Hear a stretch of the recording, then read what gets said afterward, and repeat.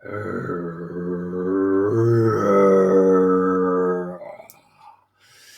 you ever had one of those days? You know what I'm talking about, don't you? When you're staring at the blank screen of death, also known as writer's block. Sometimes it makes you almost want to punch your computer, then you realize, well, that's the fifth computer this month, and I really can't afford it anymore. Then sometimes you want to grab your book and just smack yourself over the head with it. And you realize, well, I can't afford any more concussions either. So, what to do? What to do? What to do? Stay tuned, and I'll give you upwards of 10 ways to overcome writer's block. Tip 1, relax and don't stress over it. I know it's sometimes hard, but you gotta try. It's simply natural that sometimes the words flow like diarrhea, and sometimes it's stopped up like constipation. I know it's gross, but the best way to describe it in some ways, you know I'm right, don't you? Truly, the world, though, isn't going to end, and nor are you likely going to die if you don't get the 2,000 words for the day or whatever your word goal is. Unless, of course, you've got somebody behind you with a gun to your head saying, "Get that writing done now." In which case, well, you might want to pause the video and come back to me after you get your writing done. I'll still be here. Tip number 2, have an idea of what you want to accomplish for the day. Now, all you pantsers, I am not saying that you have to have a full outline. Not at all, not at all.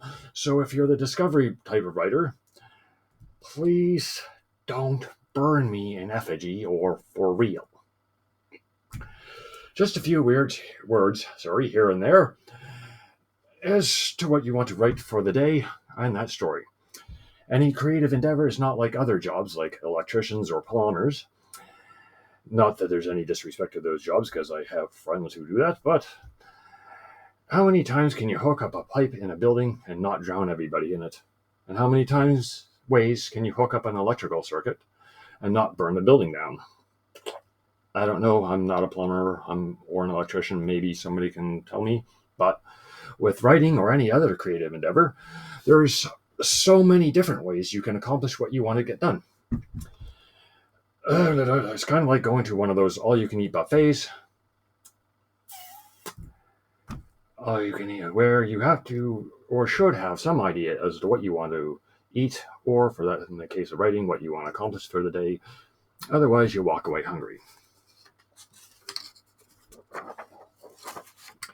Tip number 3, change your environment. It might be a great idea to change where you do your actual writing. If you write at home, try going on your deck, if that's cool with you, and it's not blizzarding out or anything, and of course, assuming you have a deck.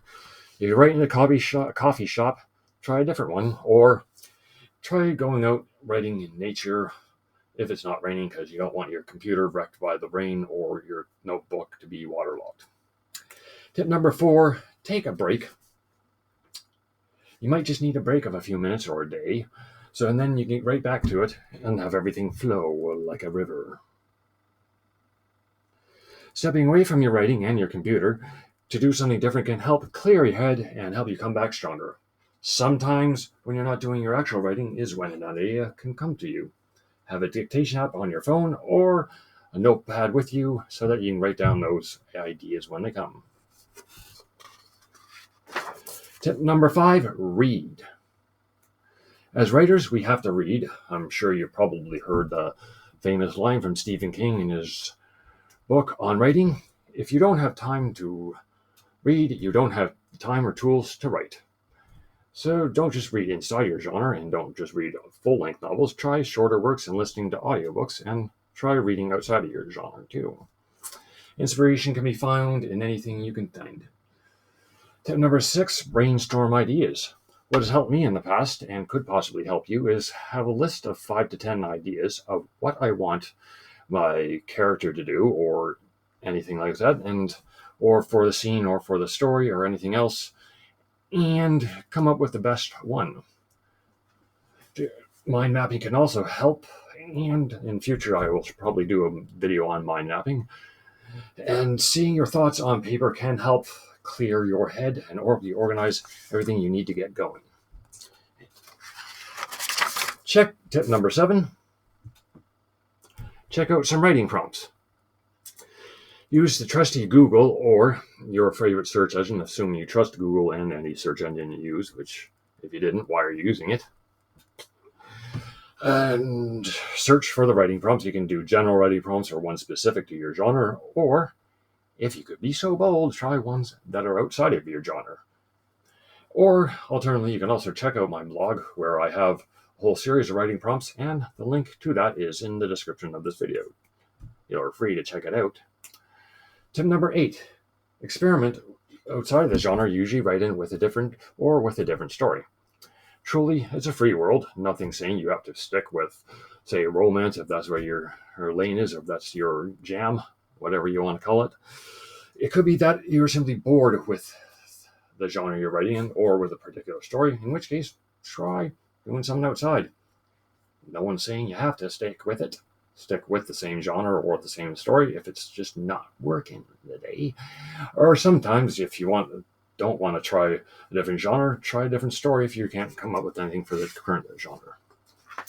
Tip number 9, it can be a good idea to have a routine. A good way to train your brain to get into writing mode is to write at the same time every day, possibly either an hour before going to your job or an hour after getting home from work.